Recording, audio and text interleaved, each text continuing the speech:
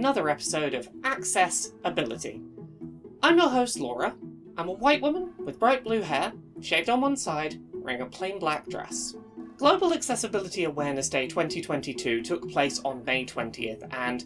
much like previous years, a lot of game developers decided to use this day as a good opportunity to talk about the accessibility settings coming to some of their games releasing in the next 12 or so months. One of the studios that decided to use this year's Global Accessibility Awareness Day to talk about what they've got coming up in terms of accessibility was Sony's Santa Monica Studios, who are currently developing God of War Ragnarok, the sequel to the 2018 reboot of the God of War series.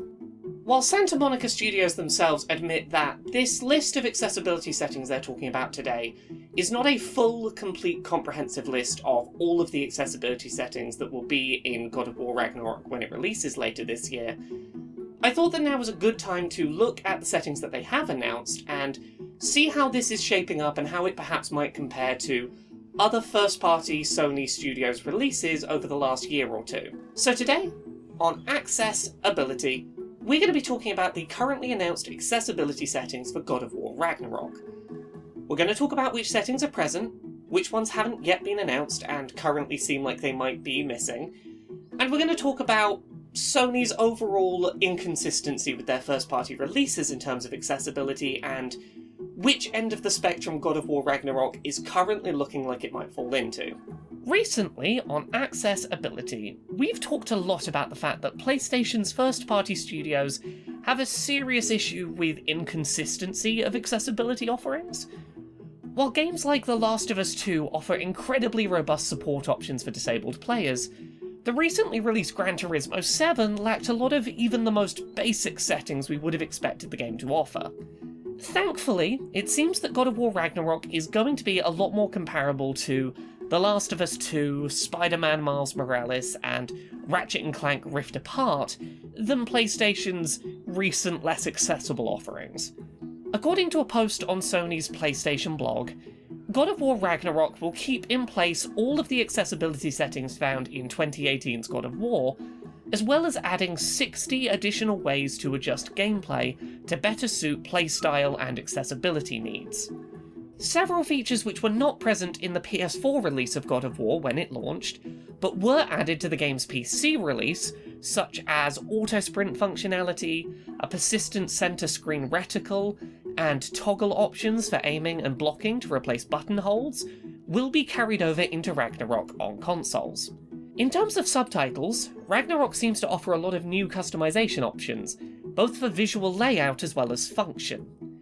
Players will be able to customize subtitle color, speaker name tag presence, speaker color, the inclusion of closed captions that include descriptions of non-dialogue audio in a separate bar so that they're not in with the dialogue subtitles,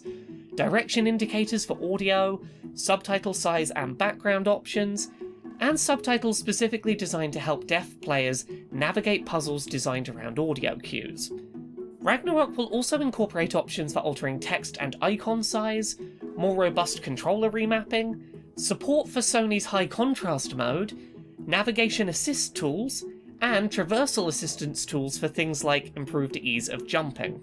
While further detail was not given, apparently at some point in the future the studio will detail more accessibility settings coming to the game, including combat and aim assists, puzzle and minigame assists, HUD adjustment options, camera functionality tweaks, auto pickup options, and more.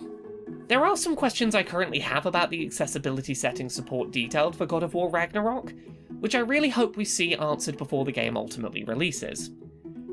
The Last of Us 2, for example, allowed players to turn high contrast mode on and off mid-gameplay with a swipe of the touchpad without having to go into menus, a feature that we have not seen returned since in other first-party PlayStation games that had high contrast mode. I really hope that we see that in God of War Ragnarok. It was a really nice feature. Additionally, The Last of Us 2's support for completely sightless play was really impressive,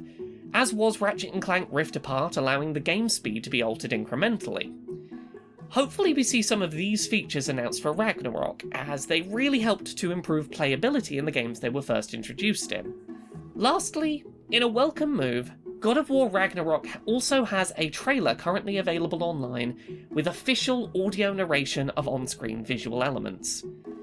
This certainly is not a confirmation of any in-game audio description functionality, but I can still dream we might one day see a game developer tackle that particular in-game challenge. While there's currently a lot of unknowns about God of War Ragnarok's accessibility setting support, what we can tell from the settings that have been announced so far is that it does seem pretty likely that this is going to fall onto the better end of Sony first-party accessibility offerings, and less likely to fall into the camp of something like Gran Turismo 7 that released a couple of months ago. This is really reassuring news, particularly after the last couple of accessibility reviews we've done of Sony first-party studios games have really fallen short of the quality bar that was set by The Last of Us 2, Ratchet & Clank Rift Apart, and Spider-Man Miles Morales. PlayStation seems to have a real inconsistency problem when it comes to accessibility in their first-party releases, but from what we've seen so far, God of War Ragnarok sure seems like it's probably going to end up on the better end of a very inconsistent scale.